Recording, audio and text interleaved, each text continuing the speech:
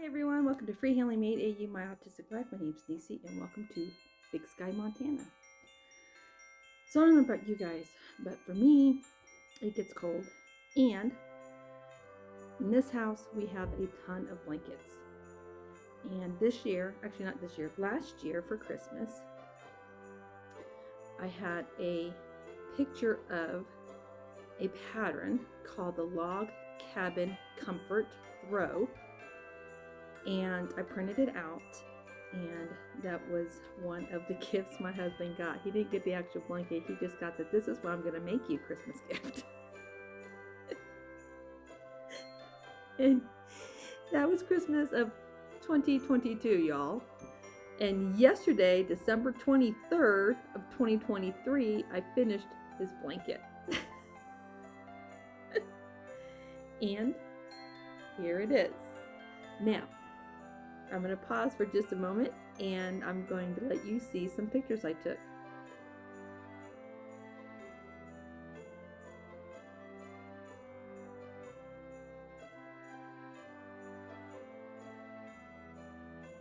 Alright, so what do y'all think? Do you like it?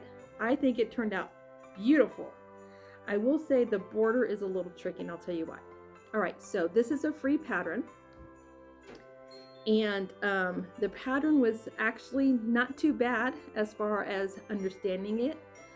It did help to see the tutorial that Mikey from the Crochet Crowd did on a couple of spots.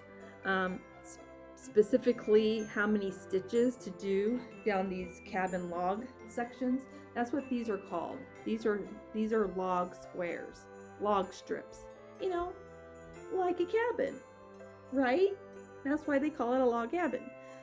So getting from, let's say like from here to here, you're gonna have to count, you guys.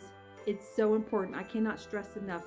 Make sure you count after each round, because you don't want to have to try and fudge it when you get to the border or when you're trying to attach the squares together. You got to make sure each square has the right stitch count. Trust me when I tell you this. Also, the original pattern, it's 5 squares across, 5 squares down.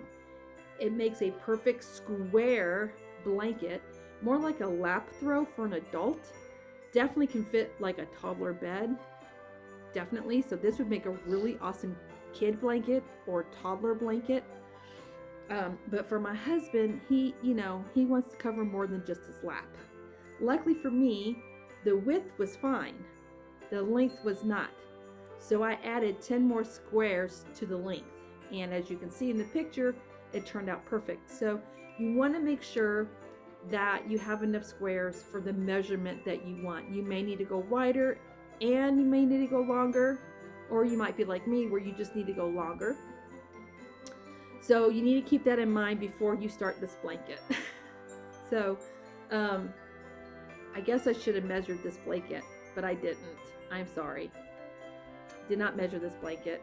I'm gonna say this blanket is definitely smaller than a twin. It's like a nice throw size. Let me rephrase that. It's a nice adult throw size is what this blanket is. Now I'm going to talk about the yarn. I love this yarn by Hobby Lobby. It's one of my most favorite economy acrylic yarns.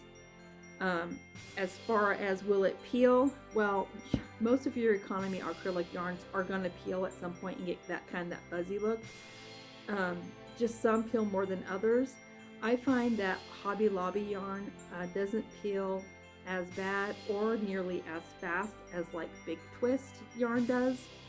I haven't compared it to Red Heart yet because frankly I haven't really made anything with Red Heart except for pumpkins. Amigurumi pumpkins, and you don't really wash an amigurumi pumpkin, so I really can't tell you any kind of review about that. But this yarn, as far as for it being an acrylic, this yarn is silky soft. It's a 4 weight. I went through 2 skeins I went through one skein. I didn't even go through a whole entire skein. This is going to be the least amount of skeins you have to use. You'll barely use the skein of your first color. And then I went through, I had a skein left of this color, and I had a skein left of the taupe, this color. And I went through an entire skein of this color, and I went through 2 skeins of this color, but that's because this color is in my border. So 2.5 skeins of this color and 2.5 skeins of the dark brown color. So do the math on that. It was a lot of yarn. It was a lot of yarn. All right, so let me show you the border. Now the border, the stitch count is very important on the border, because on the border you're going to be doing this stitch right here on the border.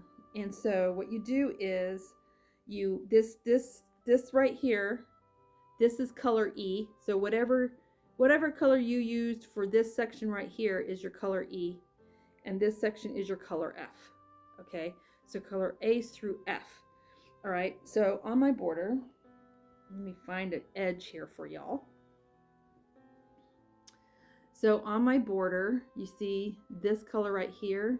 You see right here, it's just 2 rounds of single crochet, because you need to set up your border for this stitch right here at the top. This nice texture stitch. I'm gonna move closer to y'all. This nice texture stitch right here. So this is your first 2 rounds with this color, kind of breaking up the blocks. And then you do basically what this basically is it is single crochet, and then you're doing like a small spike stitch, kind of sort of half double crochet spike, single, half double crochet spike, and that spike is going into this green border right here. So your first row to set this stitch up is with the brown. After you get done with both rows of the green, is you're gonna single crochet, chain 1, skip a stitch, single crochet, chain 1, skip a stitch, single crochet, and in that chain 1 space is where you're going to place your spike, your half double crochet spike. And then when you get done with that, then you do one last round of single crochet. Okay, and I'm telling you, count, use stitch markers. I'm telling you, use stitch markers. I use stitch markers every 25 stitches, and because I'm a visual person, having those stitch markers, that made me be able to make sure that my lengthwise sides had the exact same amount of stitch markers, had the exact same amount of stitches, as well as the horizontal. Because to have to count over and over and over and over, you got way over 100 stitches in this blanket, you guys, and you're not going to want to do that. Stitch mark, and when you're counting that much, you're going to mess up. Stitch markers help you not to mess up on that count, because you don't want your blanket to turn out lopsided. You don't. You want it to be a nice square if you want to lap, or if you're lucky and you're making this for a kid and all they need is the 5x5, nice square, or you want a nice even rectangle, one or the other. So what is my review on the pattern? I'm going to give the pattern an A for me. It is considered an intermediate level pattern. I'm going to be honest with you, I didn't find it difficult at all. If you know how to do a single crochet, a double crochet, and a half double crochet, you're good. You can do this. There's not a triple crochet in here. I don't think there's a triple. Oh yes, there are. The bubble ones right here. These bubble ones right here, that's done. I believe that might be a triple. Anyway, if you can do those stitches, you can do this blanket. The thing about this blanket is you need to take your time. Slow your roll. Relax. Don't get in a hurry. Make sure your squares are exactly the same stitch. I would suggest doing a gauge swatch. I actually did do a gauge swatch because I had to use my tension. I have a hard time keeping my tension the same all the way through. And so I had to make sure after I got done with each section of each blocks that all my blocks matched. The easiest way to do this to make sure your blocks match is you do it as an assembly line. So your first thing you're going to do all the squares you need for just the very first square, this right here. And after you get done with each one, put it against each other and make sure they're the same size. Then you're going to do this one. And then you're going to do this one. After you do this one, like an assembly line, all your squares, do this one. Make sure they measure the same, that when you put them together, they're equal.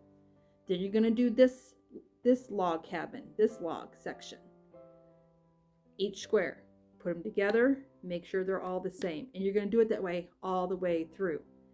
You don't want to do a whole block and then do another whole block and put them together and you're like, oh, one's bigger than the other. It's easier to fix your gauge as you go. Honestly, I think that's the biggest challenge of this blanket. And if you do it that way, you're not going to have any issues, I promise you. And then, like I said, use stitch markers for your count, especially when you're attaching your squares together and when you do your border. Now let's talk about the back side. I showed you this to you guys already. I attach my squares differently than Mikey did because I wanted my husband to have that ridge because he likes the ridge. He actually likes this because it kind of gives it like a 3D kind of effect and it gives you that texture. Also, I felt like doing it this way would make it more sturdier for him because he's a man and he's going to be using this blanket a lot and I want this blanket to last. And I wanted to make sure my stitches weren't going to come apart and I want to make sure that these squares were good and secure and solid. So you do not have to do it this way. The invisible join is an awesome way to do this blanket. It makes it look I think it looks beautiful and very rustic and manly like this. You may not want this design. You may not want this look. So the invisible join is another great way. Mikey does his version of the invisible join on his tutorial. You can scroll to the very end so you don't have to watch through the whole thing. When you get to the border, watch how he does his. You can also go over to Bag O'Day. She has a video of how to connect squares. She shows you how she connects her squares, and her squares are also the invisible join. And then Tiffany Hansen gives you 3 different ways that you can connect your squares. This was one of them. And then she also shares her version of the invisible join. And then she has this other really, really neat way to connect squares that give it a really unique, different look as well. And you can just decide which style you want to use and then use it. And then you're going to do your border. Now, this pattern is linked to another blanket like this, just slightly different. And you can do your 1 round of single crochet in your E, or your 2 rounds of single crochet in your E, and then you can jump right in. I'm sorry, 1 round of single crochet, and then you can go ahead and jump right in and do your special border. Or you can do what I did. I wanted you to be able to see the green more, so I went ahead and did another round of single crochet so that that line of green would be a little bit thicker. And then I went ahead and did my special stitch border. Mikey actually shows you how to do it both ways. Well, he kind of explains it. So there's a lot of variation you can do. Also, the way I made my blocks, the way I laid my blocks together, kind of does this zigzag like this with the solid color. There's that way to do it. But you can move your blocks all different ways and come up with different designs. So what you're going to want to do is you're going to want to lay your blocks out first and decide, okay, what design do I want to use? The design I used was one of the samples that actually is listed in the pattern. There's another example there. I think there's 2 other ways you can do your blocks listed in this pattern, and then the other pattern that's linked to this one. The other pattern that's linked to this one is the autumn blanket.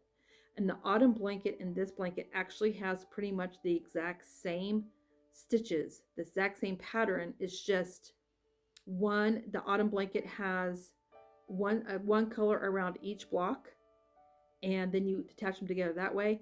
I didn't want to do mine that way. I wanted to do mine the comfort log blanket that way, and you don't do another whole round of a solid color that matches every block.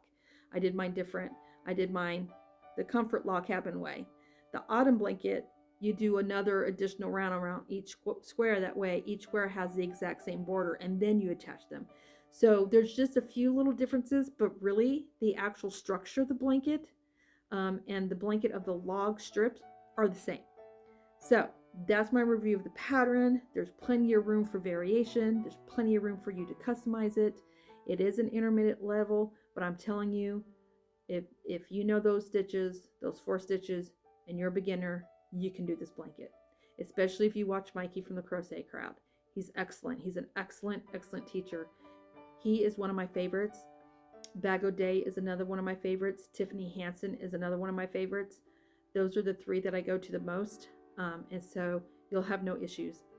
And then as far as the yarn, well, y'all know I love Hobby Lobby. I love this yarn. It's an A+. It just feels good, and it's nice and silky soft. And I just want to just feel on it. So yeah, so that's it. Thank you for those of you that kept encouraging me to not give up on this blanket and to keep going. It was just, I just had so much going on, and I had to put it in timeout a lot. And that's another reason why you want to do stitch markers, and you want to do it like an assembly line, because if you have to put this blanket in timeout for a lengthy time period, it makes it easier when you pick it back up. Just words of wisdom from me to you. Take it or leave it. Do what you want with it. Just putting it out there. All right, that's it, you guys. I'm heading out. I got a lot of things to do. It's Christmas Eve, y'all. I got to bake cookies and stuff. And I got to eat lunch. So we will see you guys around the YouTube streets, y'all. I hope you guys have a Merry Christmas and you guys have a chance to spend some time with those that you love, whether it be friends or family or both. And for those of you that are grieving and you're missing a loved one, just know that I'm thinking of you and I'm sending you all my love and hugs. We'll talk to you guys soon. Always remember, dare be you, dare be different. Love from Montana. Bye, everybody.